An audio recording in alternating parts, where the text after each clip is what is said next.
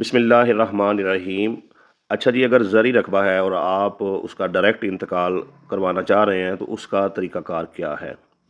देखें, जो रकबा टाउन कमेटी की हदूद में हो, अर्बन रकबा हो, उसका डायरेक्ट इंतकाल जो है वो नहीं होता। उसकी पहले रजिस्ट्री होती है, फिर इंतकाल होता है।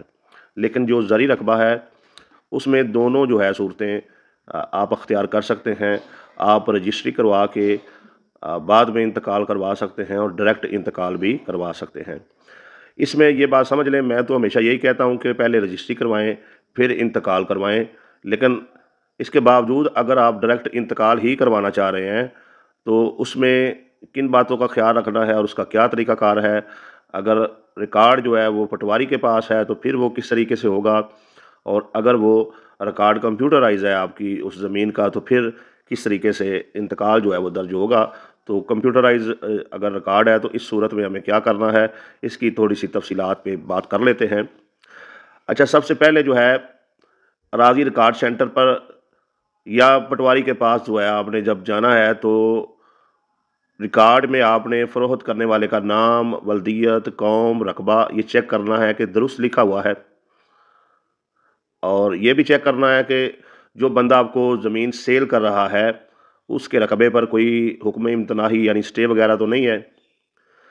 ये भी चेक करना है कि जो रकबा आप ख़रीद रहे हैं, ज़मानत की मद में जो है अदालत ने उस रकबे को जो है वो कुर्क तो नहीं किया हुआ।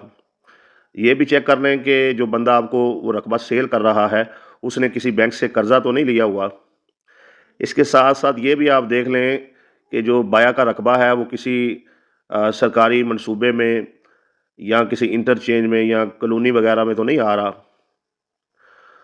ये भी चेक कर लें कि जो शख्स आपको रकबा बेच रहा है उसका रकबे की तकसीम हो चुकी है और किला मुरबा नंबर सेम ही है जिसका वो आपको कब्ज़ा देना चाह रहा है।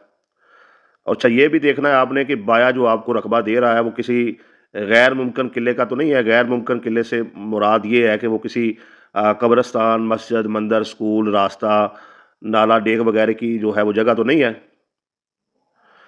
और ये भी आप देख लें कि जो बाया आपको जो रकबा सेल कर रहा है, आपको कब्ज़ा भी जो है वहीं पर दे रहा है। और ये इंतकाल का मामला जो है अराज़ी रिकॉर्ड सेंटर पर 8 मराहिल से जो है वो गुजरेगा, जिसमें सबसे पहले जो है वो असूल टोकन है, फिर सर्विस सेंटर ऑफिशियल काउंटर पे जाना है, फिर चलान काउंटर पे जाना है, फिर बैंक फ़ीस है, फिर टीएमए चलान है, फिर जो डॉक्यूमेंट है वो स्कैन होंगे। ठीक है जी, फिर दोबारा सब सर्विस सेंटर पे जाना है। इसके बाद जो है बयान हो जाएंगे और इस तरीके से इंतकाल जो है वो हो जाएगा। अच्छा, पहली चीज़ ये है कि असूल टोकन में जिन बातों का ख्याल रखना है वो ये है कि आप मर्द हैं या औरत हैं, तो असल शनाख्ती कार्ड जो है वो साथ लेकर जाएं टोकन लेने के लिए। और ये बेज़ुबानी इंतकाल की तफसीलात के हवाले से हम बात कर रहे हैं। डायरेक्ट इंतकाल जो आप ज़मीन ख़रीदते हैं उसके हवाले से बात की जा रही है। अगर कोई ख़तून है तो वो असल नादरा का शनाख्ती कार्ड साथ ले जाए, निकाहनामा या फैमिली रजिस्ट्रेशन जो सर्टिफिकेट नादरा से उसे मिला है वो साथ लेके जाए। अच्छा जी, टोकन जब हासिल करने के बाद जो है आप सबसे पहले सर्विस सेंटर ऑफिशियल काउंटर पे चले जाएं।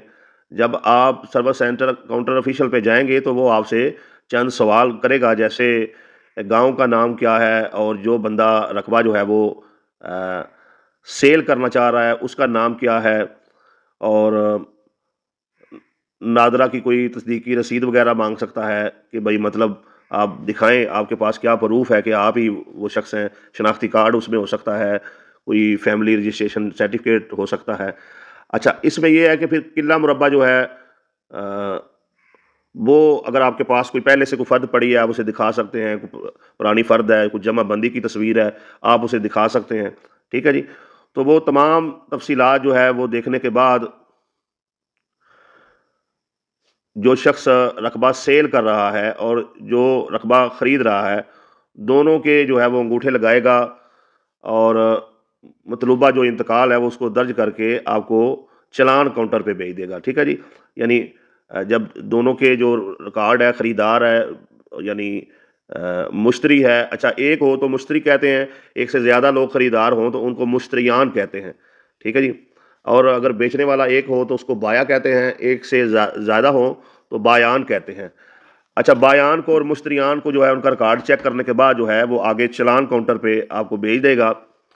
ठीक है जी। तो चलान काउंटर पे आपके असली जो शिनाख्ती कार्ड हैं उनको दोबारा से चेक किया जाएगा और चलान जो है वो 32A का जो है आपको फार्म निकाल कर दिया जाएगा। इसमें यह है कि फिर उसको आपने पढ़ लेना है चलान 32A के फार्म को और उसकी जो है वो फीसें वगैरह आपने अदा करनी है।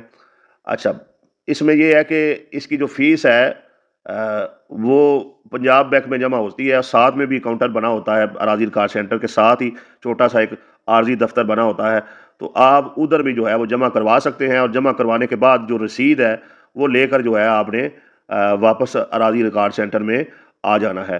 ठीक है जी। इसी तरीके से TMA की जो फीस है वो भी जो है आप इसी तरीके से पंजाब बैंक में जमा करा सकते हैं। मतलब फ़ीसों वगैरह की जो है वो आपको जो रसीदें देगा वो सारी रसीदें जो है जिसमें TMA फ़ीस हो सकता है, गेन टैक्स हो सकता है, FBR की फ़ीसें हैं, ये सारी फ़ीसें जो हैं ये आपने अदा करने के बाद जो है वापस जो है वो आपने काउंटर पे आ जाना है। जब आप वापस काउंटर पे आ जाएंगे तो वो ये सारे डॉक्यूमेंट जो है उनको स्कैन करेगा जिसमें आपने अगेन टैक्स जो है वो दिया होगा, TMA फीस दी होगी, FBR सारी सारी जो आपने फीसें अदा की हैं इन सारे डॉक्यूमेंट को वो स्कैन करेगा, आपके शिनाख्ती कार्ड जो है वो स्कैन करेगा और ये सारा कुछ करने के बाद जो है वो आपको ADLR के पास जो है वो बयान इंतकाल के लिए जो है वो भेज देगा और वहाँ पर जाकर जब आपके ADLR के सामने बयान हो जाएंगे तो उसके बाद जो है आपका इंतकाल जो है वो पास हो जाएगा। इंतकाल जब पास हो जाएगा तो आप इंतकाल की जो है वो कापी ले सकते हैं। तो इस तरीके से आप जो है अपने नाम रकबा जो है वो डायरेक्ट इंतकाल में लगवा सकते हैं।